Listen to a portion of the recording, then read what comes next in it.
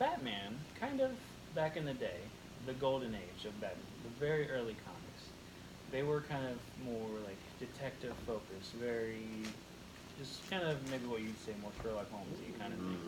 Then they kind of moved to the kind of campy versions, kind of like the old '60s Batman TV show, just very kind of goofy.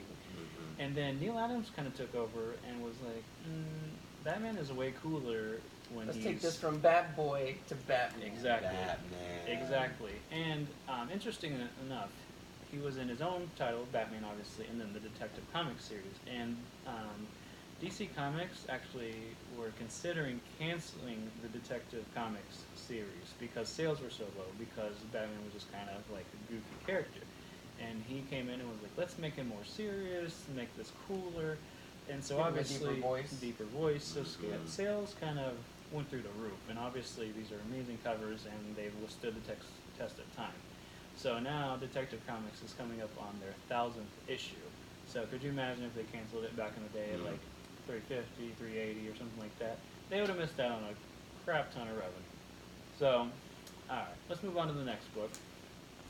This is the last of the Batman books. This is I believe it's the first Silver Age appearance of Two-Face. So this book itself isn't necessarily, I don't believe it's worth a lot of money, but I just thought it was a cool Neal Adams cover that he does here. So, Dr. Burrow, you can have a look. I do notice that you shifted the signature to the bottom right corner. All in all, it looks good. Very good. I don't like the elongation of Batman's face in this one. Okay. But Interesting. Good.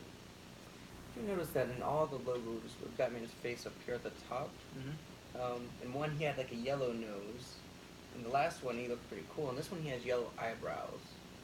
So Very I think that's interesting. kind of strange. This one does seem to have some creases in it occasionally. I like it. All right.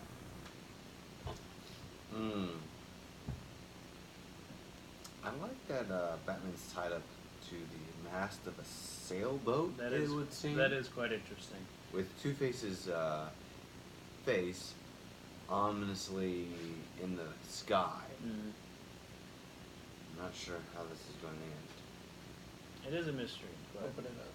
Oh, just open it up. All right. this book's probably worth a few $100s. I don't quite think it's to the 1,000 range, maybe depending on the grade of it, but it's still a key issue, so it's still worth a little bit.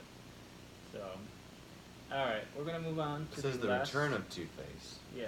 So I believe, I think this is the first time he was in the Silver Bronze Age, his first appearance. Like he appeared earlier. Maybe when we get our books back from CGC, it'll put that in the label, so we can have should. some clarification on I that. would like that. So I believe this book came out in 1970, which is technically Bronze Age, but people still say Silver, so whatever. All right. So last book is the only non-Batman book we're having signed. Okay. This is the Green Lantern 76. Wow. So this is Neal Adams' first work on the Green Lantern title. And the reason that this is kind of significant, like I said, it kind of kicked off his run with the title. And basically kind of what he did is he put two different characters together. They're very opposite. And they put Green Lantern and Green Arrow together. They were just completely opposite ends of the spectrum. And they worked together, did all these different adventures, so it was very interesting.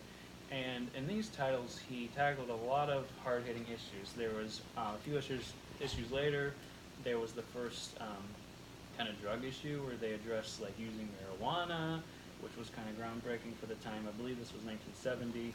And as I told Dr. Burba on the way up, a few issues later, they introduced the first black superhero for DC Comics, which was John Stewart, which was the Black Green Lantern. So Neal Adams pushed really hard to make that happen in a time when that probably was looked down upon. So it was very, very interesting, kind of what he did with this run of the comic, and this is the first time he worked on it. So if this comes back a high grade, it's going to be worth probably over $1,000. $1 million.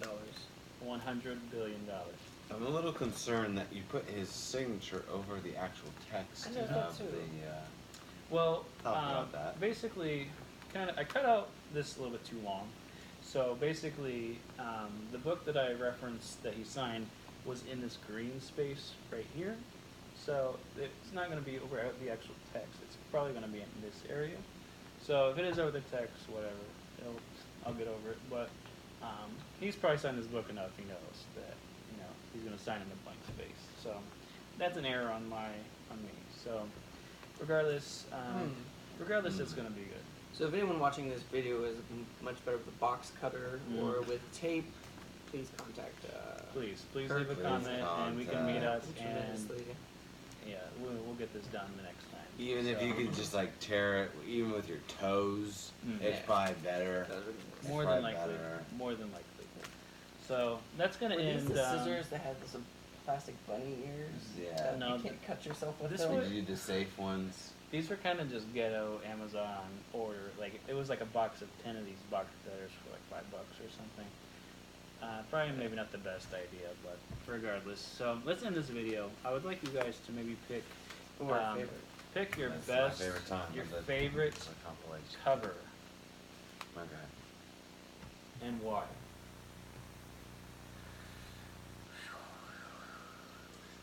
For me, I'm gonna have to go with Batman 251. I just think it's a really cool Joker cover. So that's gonna be my pick.